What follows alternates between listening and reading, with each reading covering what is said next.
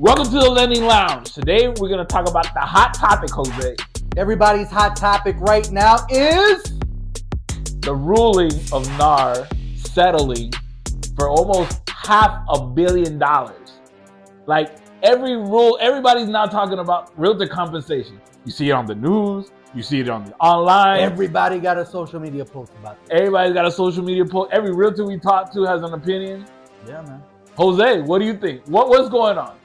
I mean, I just feel like everybody's coming to us and they're expressing their opinions. And I'm asking everybody, I'm like, yo, what is it that you feel about this? And a lot of them are saying that it could be a good thing, it could be a bad thing. Everybody's talking about their compensation, whereas they weren't making like issues with their compensation before because everybody was listing it on the MLS.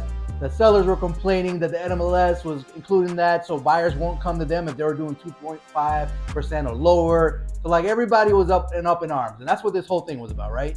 In a nutshell, it was they were saying they were suing, and NAR was saying we were cornered into making our commission be a set number. Like we didn't know we could negotiate that. That's what they were claiming. Now, we know a lot of realtors. You got to be a really shiesty realtor to present it in that manner, right? Like to say, oh, it's 8% commission or 6%, whatever they come up with the number. Like instead of saying, negotiating that with the client, like, hey, customary is 6%, but whatever you would like to do, we can negotiate on that, whatever the case may be. They said everybody was conspiring, all the big real estate firms. They're saying, they all conspired to keep this up and to inflate the numbers to keep the commissions high. That's what they're saying. I think that's crazy though, because I think everybody was already customary. Basically, everybody didn't come into this industry at the same time, right? Correct. No, not everybody got together and said, hey, this is what we're going to charge clients for this. No, it was just something that was handed down as time went on and you got in and you learned through the rhythm of what you did and what your people did and what they taught you, right? So there's this big old like, oh my God, we're going to charge clients this amount. And that's it. It's never been that way. It's just what you're used to, what you were taught, right? Correct. And everybody assumed that, hey, 3% each side makes it fair and even. Correct. So I don't understand. My biggest issue with all this is that the people who brought the suit up, they're trying to sue about being overtaxed or overcharged. Correct. And there's some kind of conspiracy amongst that charge. That's insane to me. And the fact that NAR went ahead and settled that is insane to me as well. That's the most mind-boggling thing to me. Like, how are you taking responsibility for that? Yeah, you're initially saying, yep, we did it. Everything you said, we did it. And the person and whoever the president of NAR is, y'all's got the craziest and sorriest president because they just settled for $500 million. They settled for $500 million. And then they're still trying to say, we didn't do anything wrong. If you didn't do anything wrong, you shouldn't have settled. Fight that. First and foremost. I'm pretty sure all those sellers that bought their house, they got seller concessions or had their realtor paid for, weren't saying that before selling their home. 100%. Right? 100%. When you're selling your house, you weren't complaining when they brought you the client. When they did the open houses every week for a month or 2 months, when they were posting up flyers all across the county, when they were talking to every realtor they know, emailing, blasting all their clients, talking to all their investors. When they brought you this client, nobody had a problem. No complaint there. But then now you see, 6%. Oh, I don't really want to pay that. Nobody disclosed that to me. And again, I feel what it was a crappy realtor that didn't explain anything of the fees, waited till they got to closing. The seller sees this and they're like, oh, I'm not paying all that. Or I didn't agree to that. I didn't say I was going to pay for the buyer. I was paying for you only. So it could have been. They got shocked. They got shocked by the sticker price at that point. And they got shocked with the sticker price, but it was somebody with deep pockets. Somebody is saying, oh, no, not here. Not here. We're not doing this here. You're taking my money. Y'all ain't taking my money today. And apparently that person had really good lawyers. They got it all the way up to wherever it got to. And now NAR is settling. Yeah, I don't agree with it, but it is what it is at this point. So what is the ramifications after now, right? So now everybody has to renegotiate their terms. The buyer's agents have to negotiate it with their buyers, and now the seller's going to negotiate with the sellers. And what does that happen for our industry? Well, I mean, I think what it can damage us, because I don't think FHA and conventional guidelines right now allow for too much concessions, right, to cover that fee. So I think we got to take that into consideration, right? I mean, FHA is capped at 6%. But I think just to rewind it a little bit, because people aren't even understanding, I don't think, what you're trying to say at this moment. Gotcha. What Jose is getting at right now is some of the ideas that they're kicking around, right? Because we're talking to different realtors. Everybody's got a different opinion of what it's going to be come July, because this happens July 2024. Regardless, no matter what, it's coming down. Yeah, this year in July, the middle of July sometime, this is going to happen and this is going to take place.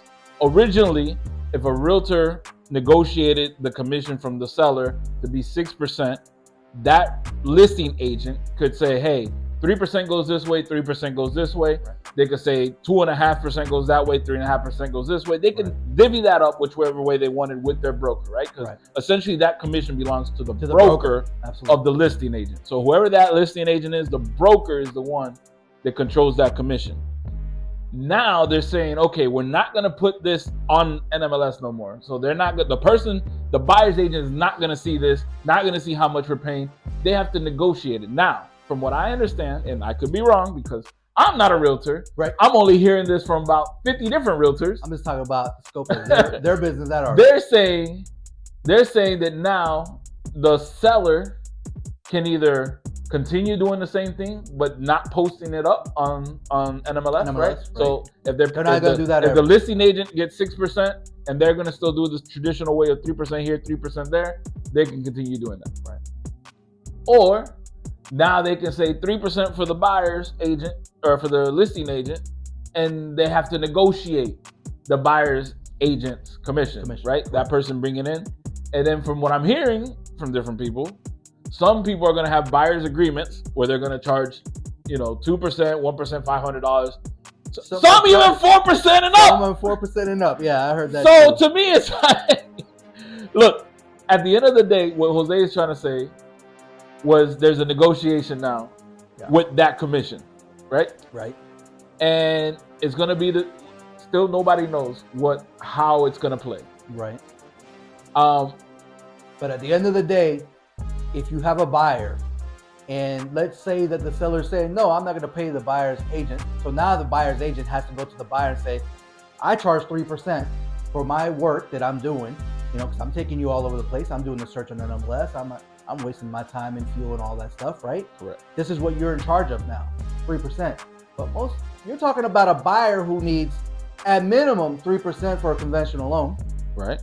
3% for the realtor. Correct. And closing costs, which ranges from 3 to 5%. Correct. Let's take worst case scenario. That's 5 plus nothing. That's 11%. So on a $300,000 house, you're looking at $33,000. The days of having 100% financing or 1% financing or 3% finance or 3.5% or 5%, that's gone now. Gone. And that's going to hurt the business in itself because people are not going to have that much money, depending on where they're at, right? Like, depending on what kind of clientele you have, right? But I'm used to dealing with people that are doing down payment assistance and people who are in FHA loans and first-time home buyers. I do a lot of first-time home buyers. I'm doing a seminar tomorrow, by the way. But these things, you're not going to have a lot of clients that have this type of money. So It's actually going to shortchange our industry as well to be able to pre-approve a lot of people with the type of money that they're going to need to buy their first home, to pay their agent, and come up with all the fees and fun. Like, that's crazy to me. And I think that's where this can get sticky icky, right? I think it potentially can. Potentially. To be honest, like if I had a crystal ball, right, I think it's gonna be business as usual. Business as usual. I think everybody's making a big deal out of something that's not really gonna be a big deal in the future. I know there's already states out there that already had this in place prior to this. So it's already in place. Like there's already a template of how to get these things done. If I'm not mistaken, I believe Washington is one of those states. I think Colorado is one of those states. Yeah. It's already there. So it's already been in practice in certain places. It's just now national. Now it's going to be the whole nationwide thing. So I think that's not going to be the situation as far as we're not getting paid anything. I think that's not going to happen. It's Also, disclosed now. Because everything's disclosed, and everything's got to be disclosed, right? Because Absolutely. this is one of those things, and the reason I say it's going to be business as usual is because It happened in our industry. You know, the crash happened in 2008. Yep. By 2012, 2012, 13, that's Trade when came out. Trade came out, and yeah. they changed it from a GFE to the CD. Yep. Right, and everybody went crazy for those. Commissions got capped. Oh, commissions got capped. We didn't know. The sky was falling. Chicken Sky little, was falling. the sky is falling. 100%. And then at the end of the day, title companies had to adjust. Everybody had to adjust. I mean, everybody was adjusting to what we were doing on our end, right? I mean, so that's kind of the same thing that's going to happen. It's the same thing. The same thing. Reorganization of everything. It's a reorganization. Best practices got to be changed. That's it. That's it. And the people that couldn't maintain or can't hang, or those that are too greedy and now say they want to go 5-6% on the buyer side, they're going to come to a quick realization that that's not going to fly. Yeah. That is not going to fly. It just isn't. But I want to, another thing I want to address is, I think realtors need to get together too as well, because what about those realtors who devalue the industry as well? You're going to have those people who are, sorry for the term, but they prostitute themselves, Absolutely. Right? For a 1% commission, $500, instead of their normal 3%. And you're devaluing your actual industry by doing such things. I would stay away from that. I don't like to devalue what I'm worth, I do a great job for all my clients. I make sure my clients are always happy. I always answer my phone, do the whole nine. But there's a fee associated with that. And it's usually lender paid, right? The bank usually pays me. But when I have to charge my clients that commission to get into a lower rate, then it is what it is at that point, And I don't want to devalue me as a person. And same thing for these realtors. They're all professionals. They do what they do. They study, they work, and they deserve what their commission is. And then another thing I want to touch on, because I feel like the media blows this out of proportion. They're like, 6%, the days of 6 and 5% are gone. That's not going to happen. The prices of the homes are going to come down. No, that's wishful thinking. It's not. There's no seller in the United States of America, in this beautiful capitalist country, that's going to say, I don't have to pay that 6% now. I'm going to pay 3%, and I'm just going to give away that other 3%. Nobody. Right. Nobody. You're right. Nobody's doing that. Like, if it's not like the house is worth $400,000, all of a sudden, I'm going to go 280, 380. Yeah, that's not happening. I'm going to cut a little break to the buyer. No. It's not happening. No. Like we got to be realistic. So some of these media outlets, I guess this is one of the reasons we decided to do this podcast. Absolutely. Because some of this misinformation is just crazy to me. Like, out of the kindness of my heart, I'm going to sell my house for $100,000 less because now I don't have to pay a little bit of commission? Makes no sense. None whatsoever. That's not happening. And the other one that I had to touch, because I feel like we got to take this. There's something that's so many implications that we could go on. But the last one I want to touch on, because I look through social media, whether it's TikTok, Facebook, Instagram, and you look at the comment section, and I didn't realize how many people hated realtors. Like, it's disgusting how, that's good. I'm glad they shouldn't be making that much money. They don't do anything. All they do is show house. Bro. My comment to that is those people don't own houses. They've never been through the process of with a realtor who actually knows what they're doing and get things going.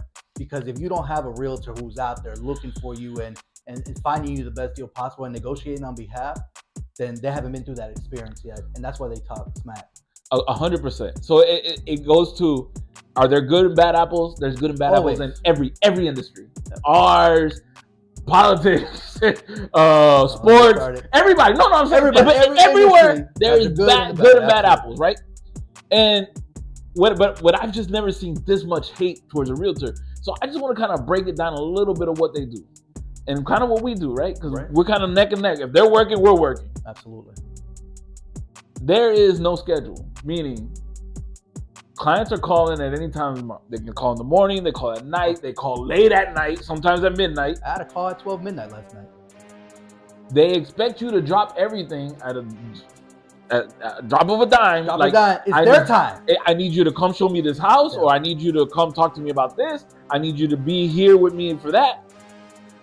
Fair enough. Schedule appraisal, scheduling home inspections, negotiating on their behalf, having somebody that's in your corner. Jose, having someone in your corner. How many times do we tell clients, you got to prepare for a heavyweight fight. You need a great corner. You can't just deal with any corner. You got to have a great corner. Have a great realtor, have a great home inspection, have a great loan officer such as us. Having people in your back, for example, they ride or die. You can go to the listing agent 100%. You can go get the house, go to the listing agent. Don't get me started. And not every listing agent is bad. So I'm gonna throw that disclaimer out again. Right. Good and bad apples and everything. But how many times? And Jose, you've had. I'm going through it right now. I got a client who were gonna buy a house in October. They did a fallout because of an inspection, and now their escrow, which has $4,000 in there, is in contention. Basically meaning that neither side has agreed yet, and there's still $4,000 sitting at the title company, all because my client didn't listen to me and said, hey, you need a buyer's agent. I got a great one for you. And they went in and said, no, we already talked to the listing agent. He's gonna set up everything for us. The listing agent, his client is the seller. It is not you, the buyer. And that is the issue right now that I feel that this can also cause. 100%. This type of ruling can cause people saying, well, I don't need a buyer's agent anymore. Let me go with a listing agent. That listing agent works for their client, not you. It's the seller. Keep that in mind. So when you have stuff like this that has fallout, because there's always fallout out there, whether it's a roof, whether it's molding, no matter what it is, not up to code. If you're doing like, manufactured home, whatever, they need to have engineering reports. Whatever the situation is, that listing agent for the seller, not for you. Make sure you have a buyer's agent. 100%. There you go. And then we go back. They drive you around. They answer phone calls at all times of the day. Yeah. Sometimes agents can be with clients. I've seen them for almost 2 years before they decide to actually pull the trigger. Just closed a loan not too long ago, so over 2 years. When you have a client like that, and let's say you make, I don't know, let's say the commission, right? Everybody wants to talk about commission. Let's say they do make $10,000. Yeah.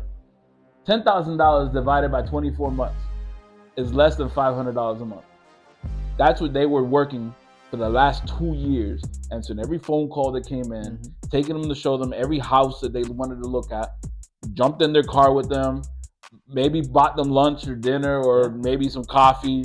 Like these are things like you go through. It adds up. It adds up. It's not. And there's the most expensive thing is time, because we don't get that back. 100%. I'm dedicated to you. I'm giving you my time, just like your realtors are giving you their time, and we never get that back.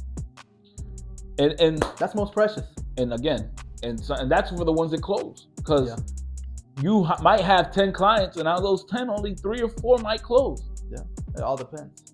So stop beating up the realtors. It's not a good thing. They do deserve a little more respect. A little less than us, but a little more than what you guys are giving them. No, in all seriously, they work hard for their money. I think that everything's gonna be business as usual. The sky's not falling, Chicken Little. Everything's gonna be okay. We've already went through it on our side, so know that it's a real organization, and they just got to get used to it. That's all. So everything's gonna be okay. I believe. I'm with you on that. I'm not gonna be pessimistic. It is what it is. Like everything. The one thing we always talked about in this industry is change is constant, and that's constant always. And you have to develop your ways of changing with the time, and that's what we're doing. And that's what realtors are gonna have to do, and anybody in this industry has to do that. Get ready, because change is coming, and you just have to adapt to it. That's it. Well, there's been another episode of the Lending Lounge. Hope you found this information informative. This was our 2 cents on the whole real estate commission deal. Ding, ding. Let us know what you think. Leave us a comment in the comment section. Subscribe. Leave us a house emoji. Do something. Make some movement for us, please. I want to hear some. I want to see some questions. What is it that you guys want us to talk about? Like I don't feel like there's enough questions coming in. Come on in. Just for as many people that have been watching these videos, because we're seeing the numbers in the background. They're getting watched. Yeah, they're getting watched. Like, come on now. Like, it doesn't have no questions. I mean, we're that great that you have no questions. Just one, please. Just one, so we can talk to the next show. Let's go. It is the Lending Lounge, where closings are made simple.